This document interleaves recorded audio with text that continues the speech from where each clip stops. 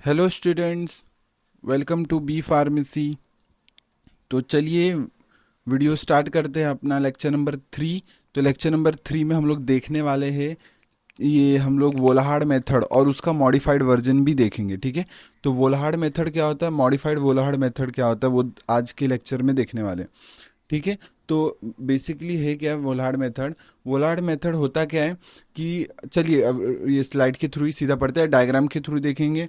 आगे बाकी की चीज़ें, बाकी आप दूसरे सब्जेक्ट के लेक्चर्स नहीं देखे हो तो जाके वो देखिए। हम लोग ने एच ये सब का यूनिट 2 ये सब कवर कर दिया, यूनिट 1 कवर कर दिया, बहुत सारे सब्जेक्ट्स के यूनिट 1 भी खत्म हो गए। ठीक है, तो ये फार्मास्यूटिकल का यूनिट नंबर 3 है, chapter number 1, lecture number 3।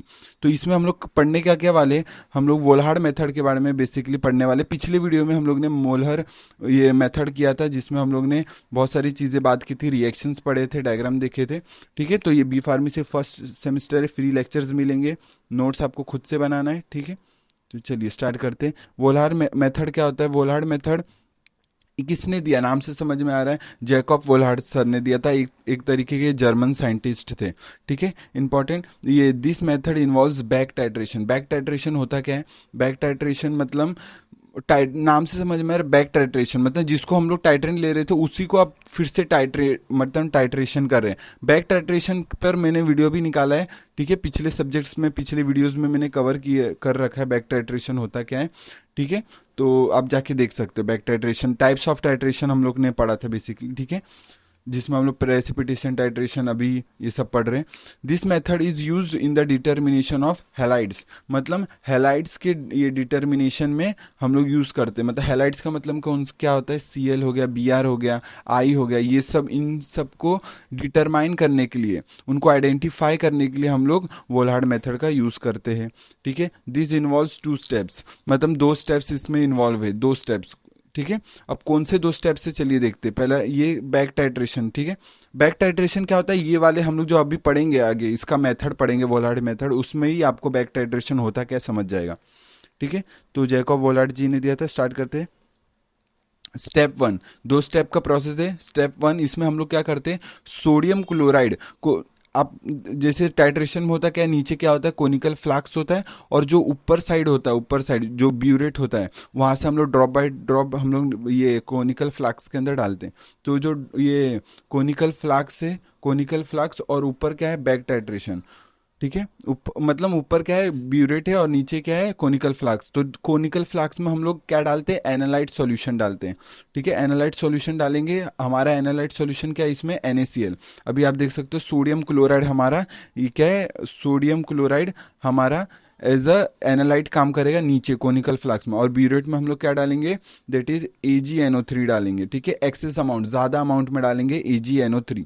AgNO3 डाला ऊपर ब्यूरेट में, नीचे डालेंगे NaCl, दोनों डाला। अब ड्रॉप बाई ड्रॉप्स डालेंगे, टाइट्रेशन करेंगे, और क्या फॉर्म करेंगे, AgCl फॉर्म होगा, AgCl बनेगा। AgCl बन जाएगा, और साथ में क्या बनेगा, NaNO3 बनेगा। ठीक है, और एक एक्सेस हम लोग ने एक्सेस में लिया था AgNO3, तो AgNO3 भी बच जाएगा। ठीक है, ये समझा, NaCl लिया, रिएक्ट किया AgNO3 के साथ, AgNO3 यहाँ पर हम लोग ने एक्सेस में लिया है, तो वो बचने वाला है, बचने वाला है, और AgCl और NaNO3 बना। ठीक है, और ये जो बचा हुआ AgNO3 है, जो AgNO3 बचा हुआ है, उसको हम लोग क्या करेंगे नेक्स्ट, फिर अब उसको टाइट्रेट करेंगे, किसके साथ करेंगे, देखो यहाँ पर, ये देखो कोनिकल फ्लाक्स में NaCl लिया है, और ब्यूरेट में AgNO3 ले लिया है। ठीक है, तो स्टार्ट करते स्टेप नंबर 2। तो पहले स्टेप में क्या किया, हम लोग ने सोडियम क्लोराइड को AgNO3 के साथ एक्सेस अमाउंट में रिएक्ट करवा दिया। रिएक्ट करवा के कंपाउंड 3 फॉर्म हुए, दैट इज AgCl बना, फिर NaNO3 बना, और साथ में जो हम लोग ने एक्सेस में लिया था AgNO3 बचा रह गया। ठीक है, और स्टेप नंबर 2 देखते हैं, इसमें क्या करेंगे, जो एक्सेस अमाउंट है AgNO3 जो बचा था, पहले स्टेप से जो बचा था AgNO3, अब उसको क्या करेंगे, ये उसको हम लोग टाइट्रेट कर देंगे, किसके साथ, KSCN के साथ। मतलब अब बैक टाइट्रेशन समझा क्या है, आप अभी समझ लो। बाकी आज के हैंडराइटिंग के लिए सॉरी, थोड़ा हैंडराइटिंग में कॉम्प्रोमाइज़ है आज के ये लेक्चर का, बाकी नेक्स्ट वीडियो से आपको हैंडराइटिंग अच्छा मिलेगा। ठीक है, अब बात करते बैक टाइट्रेशन, हम लोग बोल रहे थे ना क्या है, तो अब बताता हूँ। जैसे कि हम लोग ने पहले स्टेप में क्या किया, AgNO3 को ऊपर रखा था ना, AgNO3 को टाइट्रेट कर रहे थे NaCl के साथ। तो इसमें हम लोग AgNO3 को टाइट्रेट करेंगे KSCN के साथ। मतलब जो हमारा टाइट्रेट था पहले, जो AgNO3 ऊपर था, अब वो नीचे आ गया है, उसको टाइट्रेट करेंगे KSCN के साथ। ठीक है, अब बैक टाइट्रेशन समझा, जो हम लोग जिससे टाइट्रेट करे अब वो खुद टाइट्रेट हो रहा है। ठीक है, AgNO3 समझा, KSCN के साथ टाइट्रेट करेंगे उसको, और इसमें इंडिकेटर ले लेंगे Fe3 positive ion. Fe3 positive ion, उसको इंडिकेटर ले लेंगे। अब इसमें होता क्या है, जैसे ही AgNO3 KSCN के साथ रिएक्ट करेगा तो एक कंपाउंड फॉर्म होगा, डेट इज AgSCN फॉर्म हो जाएगा। ठीक है, AgSCN फॉर्म हो जाएगा, वो रिएक्ट करेगा और क्या साथ में बनेगा, KNO3 बन जाएगा। ये दो कंपाउंड बन जाएगा। जैसी ऑल जितने भी हम लोग ने बोला था ना पहले स्टेप में, AgNO3 बचेगा, एक्सेस अमाउंट में लिया है तो बचेगा ही, वो सब खत्म हो जाएगा किसके साथ, KSCN के साथ रिएक्ट करके सब कंज्यूम हो जाएगा। और जो भी एक्सेस KSCN बचेगा वो रिएक्ट कर जाएगा इंडिकेटर के साथ, दैट इज Fe3 पॉजिटिव के साथ रिएक्ट करके एक कंपाउंड फॉर्म करेगा, फेरस थायोसाइनेट, जो एक रेड कलर कंपाउंड है, और वो हमारा एंड पॉइंट बता देगा। ठीक है, वो एंड पॉइंट बता देगा। यहाँ देखो लिखा है आयरन, ये जो इंडिकेटर वो रिएक्ट करेगा। ठीक है, ये आयन के साथ SCN नेगेटिव, मतलब वही KCN के साथ रिएक्ट करके क्या बनेगा, FeCN, मतलब वो ये कंपाउंड बन जाएगा। ये कंपाउंड रेड कलर का होता है, वो हम लोग का एंड पॉइंट दे देगा। ठीक है, यहाँ तक समझा क्या है। तो स्टेप नंबर 1 चलिए रिवाइज करते हैं। हम लोग क्या करें, जो NaCl है, पहले तो सुनो, NaCl एनालाइट में लिया इसको, चलो डायग्राम देख लो। देखो पहले बैक टाइट्रेशन इससे समझ में आ जा रहा है क्या है, AgNO3 पहले स्टेप में पहले ऊपर से हम लोग टाइट्रेट कर रहे थे, अब वो दूसरे स्टेप में खुद नीचे से टाइट्रेट हो रहा है किसके साथ, KSCN के साथ। अब समझा बैक टाइट्रेशन होता क्या है। ठीक है, तो अब रिवाइज कर लेते हैं। पहला स्टेप था जब NaCl रिएक्ट कर रहा है AgNO3 के साथ, इसमें एक्सेस में कौन सा है, AgNO3, वो बच जाएगा। फिर वो जो बचा हुआ है AgNO3 वो रिएक्ट करेगा KSCN के साथ, और इसमें सारे कंज्यूम हो जाएंगे AgNO3, और जो बचा हुआ KSCN है वो आयरन के साथ, जो इंडिकेटर है, ठीक है, Fe3 पॉजिटिव जो इंडिकेटर, उसके साथ रिएक्ट करके एक colour compound, red colour compound form करेगा, जिसको हम बोलते हैं डेट इज फेरस थायोसाइनेट बन जाएगा, और वो हमारा एंड पॉइंट दे देगा। ठीक है, गिव्स एंड पॉइंट। ठीक है, अब पढ़ते हैं कंडीशंस। कंडीशंस क्या है वोलाहार्ड मेथड का, फिर बाद में पढ़ेंगे मॉडिफाइड वोलाहार्ड मेथड। अभी पढ़ो कि कंडीशंस क्या है, ये रिक्वायरमेंट क्या है। तो इसको परफॉर्म किया जाता है वोलाहार्ड मेथड को एसिडिक मीडियम के अंदर, एसिडिक मीडियम के अंदर परफॉर्म किया जाता है। क्या, एसिडिक मीडियम के अंदर परफॉर्म किया जाता है।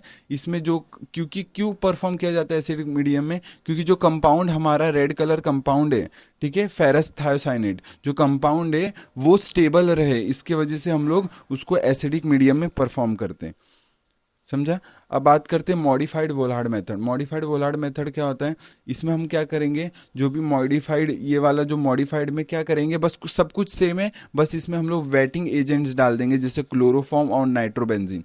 क्या बोला, जैसे क्लोरोफॉर्म और नाइट्रोबेंजीन, तो क्लोरोफॉर्म नाइट्रोबेंजीन डाल देंगे एज अ वेटिंग एजेंट। ये क्या करेगा, जो भी AgCl बना था पहले स्टेप में, जो भी AgCl बना था पहले स्टेप में, उसको क्या करेगा, उसको सॉल्यूबलाइज नहीं होने देगा, क्योंकि AgCl जो पहले स्टेप में बना था वो सॉल्यूबलाइज हो सकता है और हमारा एंड रिजल्ट खराब कर सकता है। इसके वजह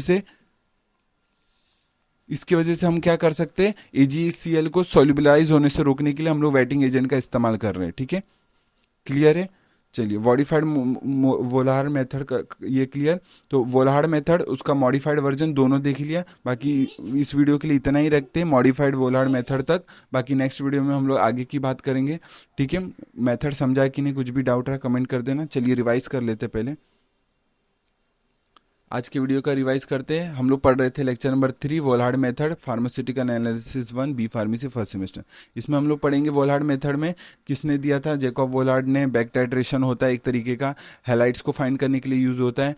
ठीक है, फिर पहला स्टेप देखा AgCl NaCl, सोडियम जो chloride, sodium chloride excess amount में किसके साथ रिएक्ट करता है, AgNO3 एक्सेस अमाउंट में, ये याद रखना, एक्सेस अमाउंट में AgNO3 है। फिर ये जो एक्सेस अमाउंट वाला AgNO3 वो रिएक्ट करेगा किसके साथ, वो KHCN के साथ रिएक्ट करके ख़त्म हो जाएगा, कंज्यूम हो जाएगा। और जो बचा हुआ KHCN है वो रिएक्ट करेगा ये जो इंडिकेटर है, ठीक है, फेरस आयन जो इंडिकेटर है Fe3 पॉजिटिव, उसके साथ रिएक्ट करके कलर कंपाउंड फॉर्म करेगा, that is ferrous thiocyanate colour compound, red colour compound, जो हम लोग को एंड पॉइंट दे देगा। कंडीशन क्या है, एसिडिक मीडियम में परफॉर्म करना ज़रूरी है, क्योंकि जो कॉम्प्लेक्स रेड कलर कॉम्प्लेक्स बना है उसको स्टेबल होना है, ठीक है, स्टेबल के लिए। और मॉडिफाइड में बस वेटिंग एजेंट डाल देते हैं, क्लोरोफॉर्म या नाइट्रोबेंजीन डाल के, क्योंकि जो AgCl फर्स्ट स्टेप में बना था वो सॉल्युबलाइज ना हो, इसलिए हम लोग वेटिंग एजेंट डालते हैं, क्योंकि सॉल्युबलाइज हो जाएगा तो एंड रिजल्ट खराब कर देगा, ठीक है, एंड पॉइंट खराब कर सकते हैं, ठीक है। तो इस वीडियो के लिए इतना ही। Thank you so much video देखने के लिए। बाकी कुछ भी डाउट रहा कमेंट कर देना। तब तक के लिए टेक केयर। जय हिंद, जय भारत, बाय।